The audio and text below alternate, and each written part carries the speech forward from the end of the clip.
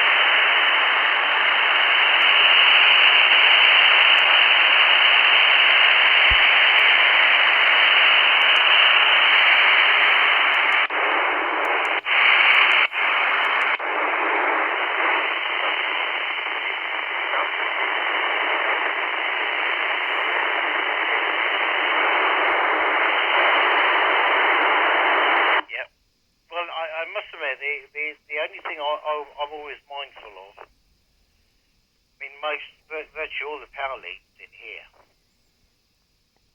leads, you know, all mic leads, everything, they've all got ferrites on them. And it's pretty, I'd say electrically clean coming in. So, because I can rig up the radios on my battery supply outside. Right, so I just run it straight off the battery, and there's no difference.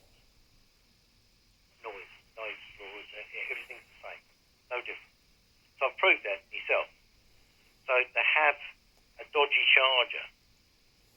Because again, a lot of these tiny little chargers, they're all switch mode, especially these Christmas ones. I mean, they're quite small. And if they're cheap and cheerful, my God, they can knock out some noise. And it stores it because they've got caps in them. They'll run on for maybe minutes, half an hour. So the reason why I know that is because my outside lights, right, when I get up early hours, so the lights have been off 2 hours, and there's a faint glow on the LED. I can see it on the tree light, a very faint glow.